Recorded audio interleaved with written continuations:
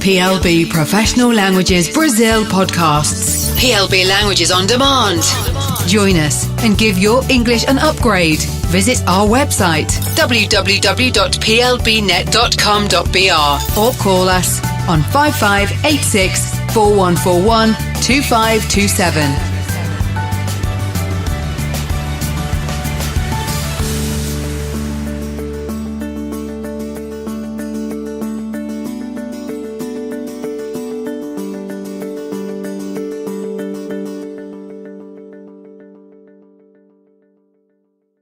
This is the BBC.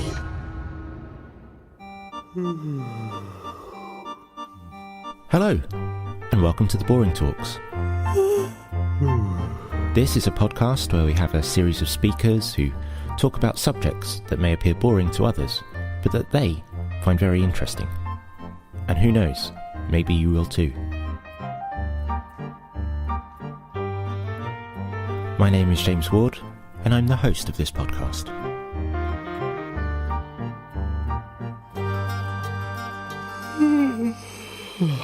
In this episode of The Boring Talks, we hear from the artist Louise Ashcroft. She will be our guide on a curiouser and curiouser flick through a well-known high street catalogue.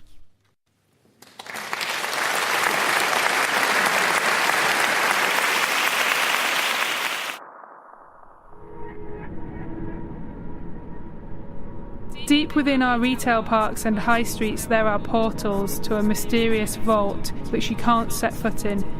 You must navigate the contents via a colourful Bible found in the bathroom of your childhood. The Argos catalogue was launched in 1973 by Richard Tompkins, the man who'd introduced Green Shield stamps to the UK 15 years earlier, and who clearly had an eye for consumer novelty. This biannual paper pre-internet tells you what British people have aspired to, how we've lived, and how our desires have changed over time. 18 million UK households have a copy of the Argos catalogue, and most of us are never more than 10 miles away from a store. They're like rats, but not quite as ubiquitous, like ferrets, perhaps. In 1973, Argos launched with great fanfare. Newspaper adverts called it a shopping revolution, and it's exactly this revolutionary potential that I want to discuss. As a kid, the Argos catalogue was a major part of my life. Me and my sister grew up near Bradford in West Yorkshire, and on the days when it was raining, so most of the days in West Yorkshire, the Argos catalogue was a window into an alternate reality, a Narnian wardrobe or Wonderlandian looking glass for the less literary child. Studying it was a creative act, which often involved making fake bootlegs of products. We didn't want to own the things in the catalogue though, it was the browsing itself that was empowering. As catalogue travellers, leafing through thousands of microcosmic miniature lifestyles, we felt like giants. Custodians to a limitless phantasmagoria like Jorge Luis Borges's Aleph, a story about a cellar containing everything in the universe simultaneously. So on the few occasions when we saved enough pocket money to actually buy toys from Argos, it was always an anticlimax. You see, the Argos catalogue is methadone for shoppers. Although the theorist John Berger reckoned that when the spectator buyer sees an advertising image, she's meant to envy herself as she will become if she buys the product, and therefore the publicity image steals her love of herself as she is and offers it back to her for the price of the product. The Argos catalogue does the opposite of this. It gratifies all the sensations that shopping gives you, more than ownership ever could. And the physical mass of its 1,700 pages, which amounts to the median weight of all the products depicted therein, satiates any materialistic impulse.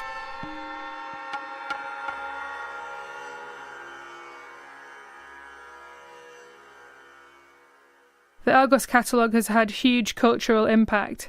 In the 1980s, its bodybuilding pages gave Wolf of Gladiators his first acting role. Powerlift prolapse pout. and cemented the career of a famous surrealist called Arnold Schwarzenegger, who endorsed an exerciser which resembled a giant corkscrew, perhaps nodding to its effectiveness at strengthening the wine-drinking arms of the decade's aspirational yuppies.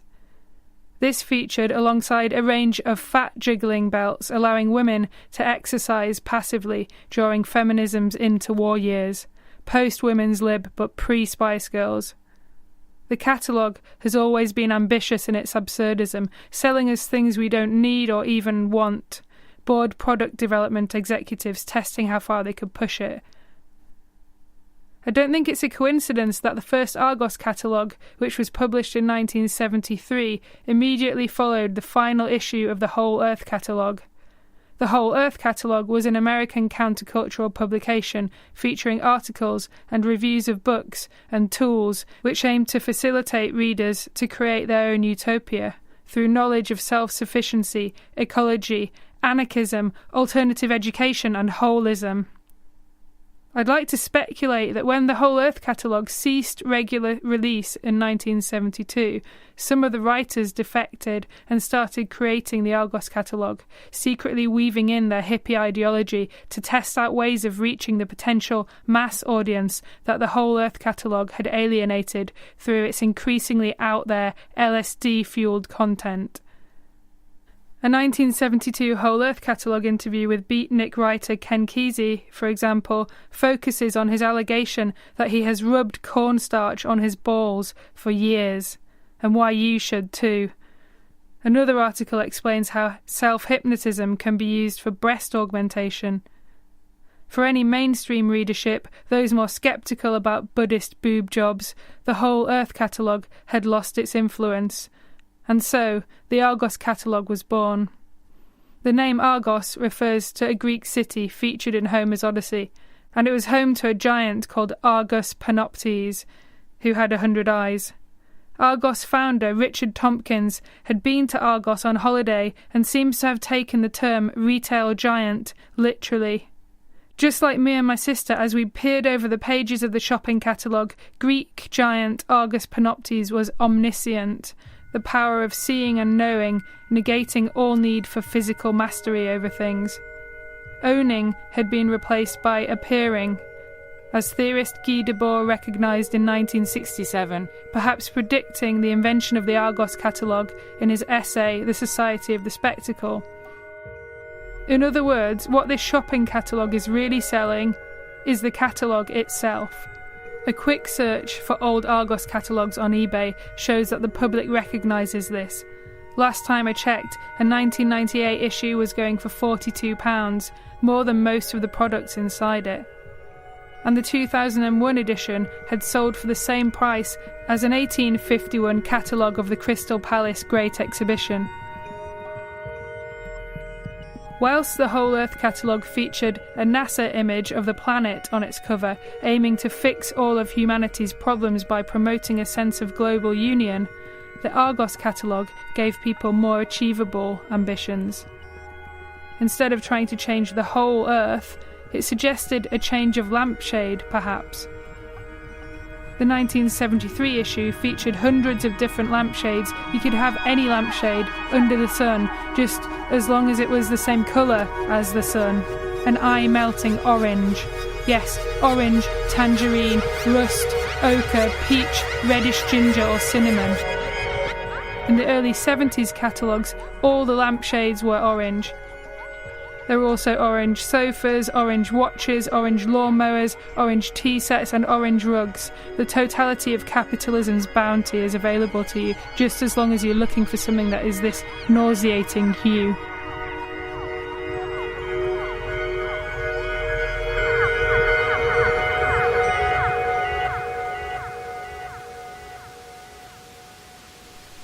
And if we turn to the home entertainment section of this era, there's also something subversive going on. Instead of showing stills from popular TV of the day, all the screens in the catalogue display images of a mysterious animal.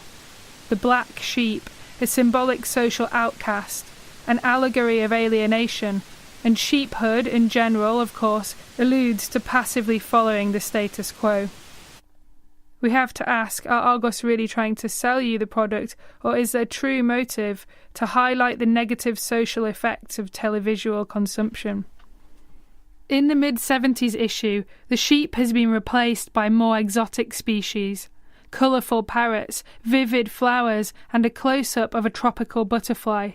Yet they're featured on black and white TVs. There's nothing more depressing, really, is there, than a vibrant parrot sucked of pigment, a grayscale butterfly, an anemic orchid. The catalogue focuses on the demoralising impact of technology's shortfalls as a means of counterbalancing the consumer's desire. In another 1970s edition, I noticed that an image of a fashionable orange living room included a goldfish in a tank, except the tank has just a few inches of water in it, just enough to keep the fish alive, perhaps dried out by the rays of the interior's dazzling flame-coloured wallpaper and carpet. While the Whole Earth catalogue's eco-activist efforts might present us with an article about ethical animal husbandry or how we might save the earth, the sight of a goldfish struggling to respire as its tank evaporates in this fiery furnished mausoleum sets a more powerful imperative to protect wildlife. Other nature-threatening products are rife too, for example bedspreads depicting the decapitated heads of horses and wolves. Or a young girl promoting pet accessories as she appears to stroke a friendly dog. On closer inspection, her fist is clenched into a punch and her face is grimacing.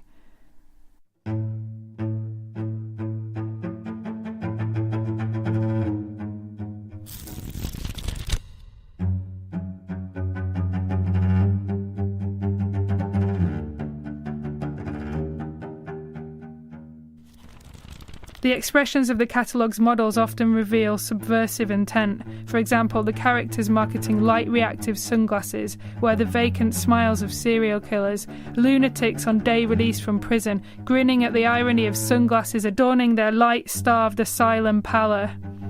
Is it simply that Argos can't afford proper models, or are they equivalents of the zombie shoppers in the 1978 film Dawn of the Dead, a warning against consumerism?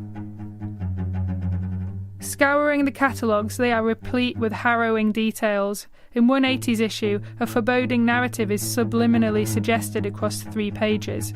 First, the burglar alarm section depicts the silhouette of a looming intruder trying to get into the house, followed by a page full of garden axes and saws. And then the suitcase page with a worried-looking couple clutching a 10-piece luggage set. Clearly, this couple are not going on holiday with that much luggage. Even pre-Ryanair, it had cost them an arm and a leg. And that's exactly what's inside, you see, arms and legs. On inspection, the sequence implies that they've chopped up the body of the burglar with the garden axes and saws and are now disposing of the limbs in these enormous suitcases. The horror continues. Terrifying dolls haunt the children's pages. Many of them mechanically wet themselves or incessantly cry. There's one called Baby Fall Over, which tumbles to the floor incurably as though in a drunken existential stupor. Such allegories of corporeal spillage reflect pessimistically on the human condition with the aim of repulsing the reader out of a purchase. For me, the idea that a child would want to rehearse parenthood is disturbing enough, but in the Argos catalogue, many of these dolls also clutch offspring of their own, dolls with their own babies, cared for by a toddler grandparent. This Russian doll chain reaction of increasingly small, pregnant fetuses is perhaps propaganda critiquing the reproductive status quo in favour of a countercultural sexual revolution. Decades of development have enabled them to somehow harvest the smell of babies, perhaps gleaned from a maternity ward or somewhere else with a high concentration of infants. We can imagine the Argos CEO finding a way of scraping the scent off the baby's skin and containing it so that it can be added to this plastic procreation, providing realistic pungency. Such disturbing realism extends to other toys, the majority of which give the child the opportunity to role-play the drudgerous self-maintenance of everyday existence. The children's toy section has always been dominated by ironing boards, hoovers, drills, DIY workbenches and washing machines. It's depressing to see little children replicating the most mundane parts of your life, rehearsing the mediocrity of adulthood, parodying your quotidian banality. An infinite array of fantastical, imaginative toys could have been designed, props to enrich young minds. But no, most of the toys in the Argos catalogue are themed around the household duties that depress you as an adult. And in the current issue of the catalogue, you'll find Baby's first smartphone, alongside several quite convincing supermarket tills. Baby's first 0 hours contract, perhaps. One featuring the ominous "shop till you drop" slogan. Next to it, a kiddie laptop displays what looks like Baby's first Sage accountancy software, and a dressing-up box range allows future generations to imitate police officers, nurses and firefighters, precarious workers whose jobs have been threatened by government cuts. The board game section has a similarly nihilistic vibe. There's a game called Downfall and one called Stay Alive, a long game in which nothing really happens except struggle, and then it just ends. A video game called Pong from the early 70s is just a dead pixel being juggled by a couple of hyphens, like a sentence that doesn't quite know how to finish. A children's play tent from the same era is a realistic representation of the damp beige caravan that the kids would find themselves trapped in for a week each year in a rainy, run-down British holiday resort, parents arguing before the divorce. Who needs a rocket to fly to the moon when you can have the realism of brutalist council estate Wendy houses? The catalogue's critiques of the oppressive realities of modern life have inspired toy manufacturers to design products like Playmobil's Occupy Anarchist, who comes complete with black bandana and circled A symbol, accompanied by a policeman who puts him in handcuffs. But other scenes in the catalogue celebrate liberation, such as the nude models in the shower section, eluding censorship by expertly balancing soap bubbles to preserve their modesty long before the days of Photoshop.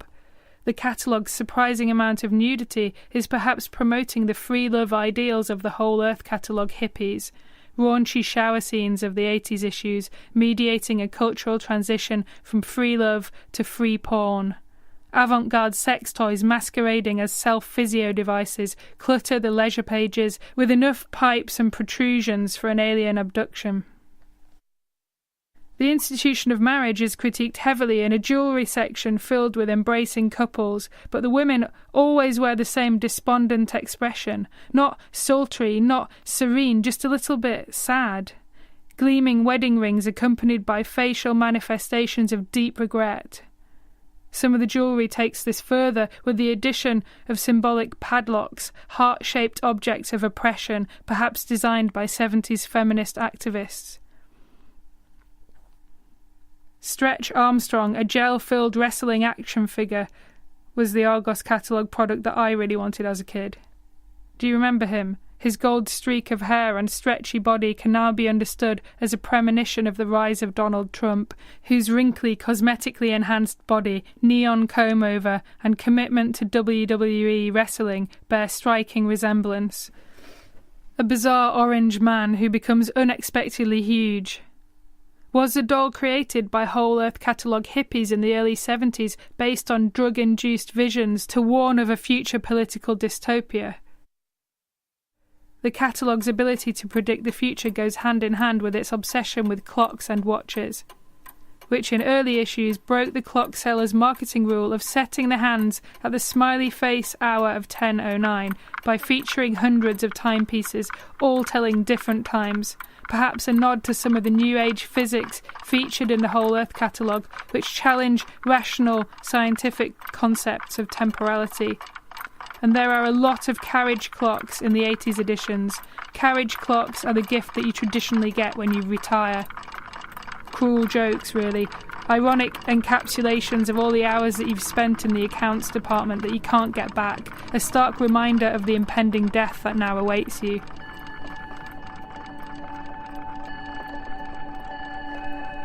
The toilet is an appropriate place for us to end. The Argos catalogue has always boasted a wide selection of aspirational toilet seats. Flicking through them now reminded me of how my dad would spend half his life reading the catalogue on the loo. Which leads me to my conclusion. As I've evidenced during this discussion, the Argos catalogue isn't meant to encourage you to accumulate stuff. Its role as a default bathroom reading material proves its effectiveness as a laxative, a post-materialist doctrine which helps you to reject even your internal possessions, which is why the Argos catalogue should in fact be understood as a radical countercultural manifesto. As shareholders perhaps wise up to this fact, the catalogue is in danger. The retail giant is testing demand for the take-home glossies by removing them from stores. This has sparked an outcry among shoppers on social media.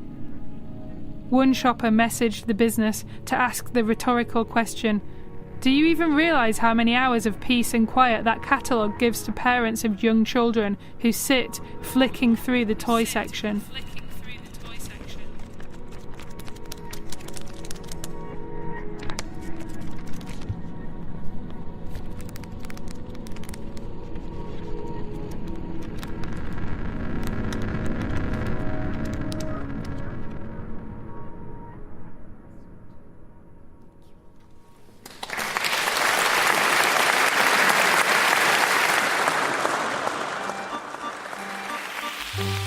Thank you, Louise.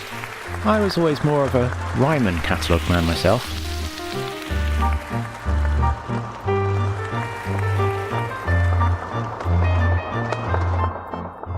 That's it for this week's Boring Talks. It was presented by me, James Ward, and the producer was Luke Doran. Join us next time as we head out for a walk amongst Britain's greenbelts.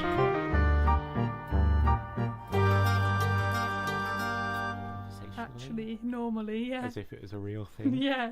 Is it Imagine on that. then? Yeah, it's on. Yeah, okay. I think so. So do you want to... So I'll start. Oh, you've got your own microphone. They can Well, afford apparently. to... I think so.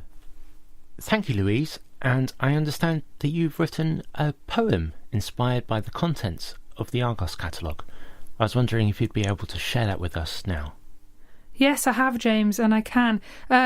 For me, the profound poetry of the written descriptions of the catalogue rivals the work of great wordsmiths, including those of the beatnik generation like Allen Ginsberg, who often featured in the Whole Earth catalogue. So inspired by Ginsberg's writing, I've written a poetic call to arms, a plea to save the catalogue from extinction, perhaps, or maybe a eulogy to lament its passing. My poem is a mashup of fragments of product descriptions from the 2017 Argos catalogue. So here it is. In the shredding turbine, pesky marshals in tropical workwear gather asymmetrically like cubic zirconia studs. Champions of clutter-free testosterone greetings, their enamelled legs melt into freshwater teat speech, inflated by jets of white noise percussion. To stop the mineral bladder overheating, newborns and ninjas are lacing the ebonized fountains with sieves of dried mink stubble. Their split-yoke facial ride-ons grinning in soprano. Flashing, arcade yellow solar crown fondue. Lovers roleplay with flirty sacrifice generators, tuned to audible mouthpiece surges and waffled by the plush munchkin tissues of bamboo stowaways, printed with high-vis moon hairs. Topcoat stretching, just out of reach, they elbow grease their embossed goggles for clarity as a two-way voice pitches the thrills of his one-handed rubberized trigger switch to preloaded echoes of teenage breathing sessions as the rebound of a Pegasus masher needs his chest valves. On special occasions like this, an ageless crew of discreet but cream-based survivors with plump accents release granules of lava pigments which they've scraped off the hero with a marble squeegee and long, wet grass combs.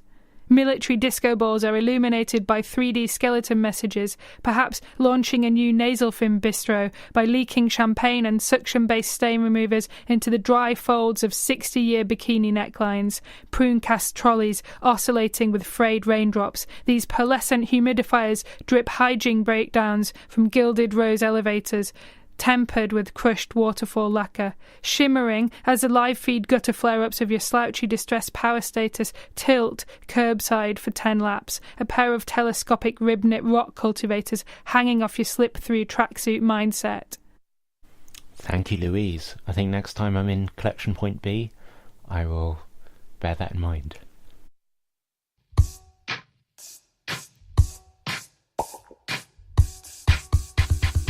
Unpredictable. Hey, how can you be a drag queen and not sing live? Unprovoked. Monstrosity. Unapologetic. It's almost like she set fire to the celebrity feudal system. Unperturbed. I want to do that. Uncompromising. Big foam batons. Unrepentant. This is it! Welcome to Unpopped, the podcast that digs deep into pop culture. Search for us and subscribe via your usual podcast thing. I'm such a beautiful woman, Patrick Swayze.